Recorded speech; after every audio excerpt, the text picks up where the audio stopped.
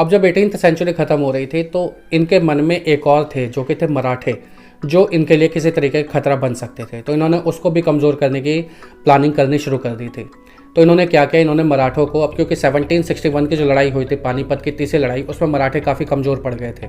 तो उसके बाद इन्होंने मराठों के ऊपर लगातार हमले किए, जिससे जो मराठे थे वो काफ़ी ज़्यादा कमज़ोर पड़ गए और इन सब को धकेल कर ये कानपुर का एक आउटर एरिया है बिठूर, वहाँ पर इनको बिठा दिया पेंशन के आधार पर। अब यहाँ पर एक और स्टेप आगे बढ़ते हैं लोग। अब यहाँ क्या होता है, यहाँ पर एंट्री होती है हेस्टिंग्स, जो कि 1813 से 1823 तक यहाँ का गवर्नर जनरल था।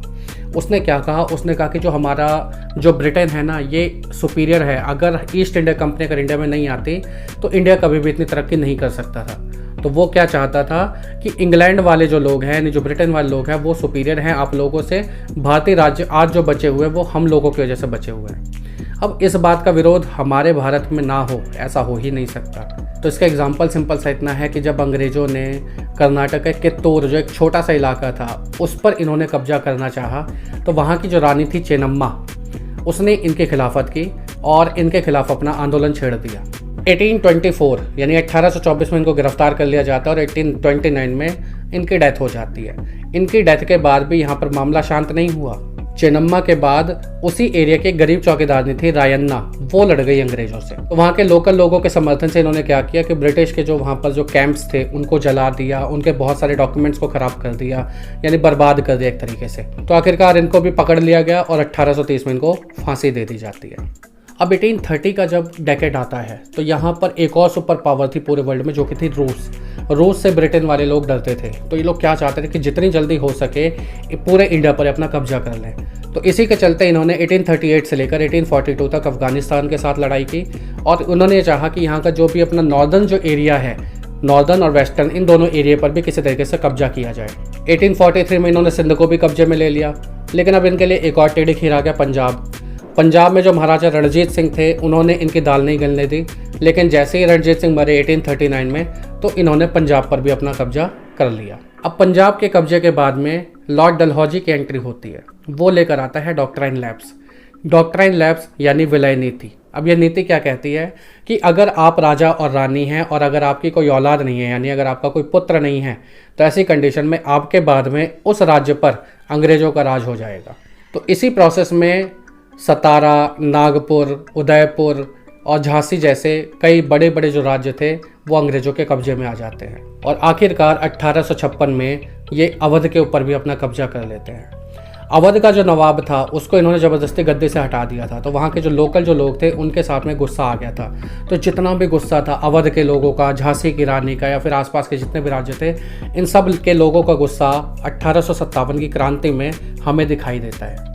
अंग्रेजों के अब जितने भी गवर्नर जनरल्स हुए थे उसमें से एक था वॉरेन हेस्टिंग्स, जो कि था 1773 और 1785 के बीच में। जब तक उसकी एंट्री हुई तब तक बंगाल के साथ साथ कंपनी ने मुंबई यानी बम्बई और मद्रास, इन दोनों पर भी कब्जा अपना कर लिया था। तो जितने भी राज्यों पर ये कब्जा करते थे वो इसको प्रेसिडेंसी कहते थे। तो प्रेसिडेंसी में इनके पास बंगाल आ गया था, नहीं कोलकाता आ गया था।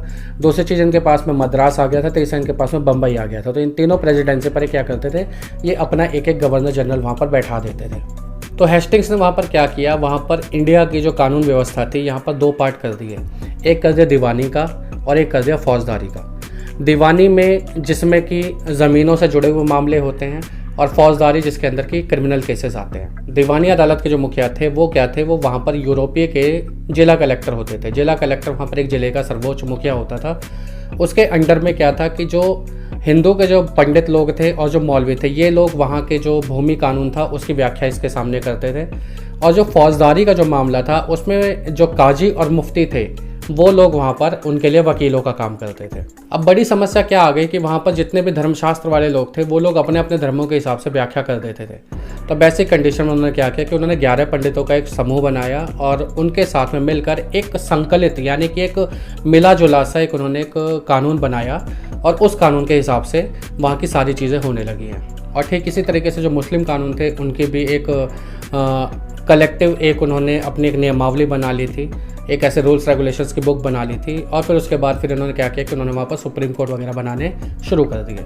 अब भारतीय ज़िले में जो कलेक्टर था वो सबसे ज़्यादा बड़ा ओहदा होता था। कारण क्या था, कलेक्टर जैसा कि नाम से ही पता चलता है कि इसका काम था कलेक्ट करना। तो वहाँ के जितने भी इनकम टैक्स थे यानी बाकी के जितने भी टैक्सेस थे उस ज़िले के सारे टैक्सेस इसके पास में आते थे और ये उन टैक्सेस को आगे गवर्नमेंट तक पहुँचाता था। अब इसके बाद इनका अगला स्टेप था कंपनी की फ़ौज।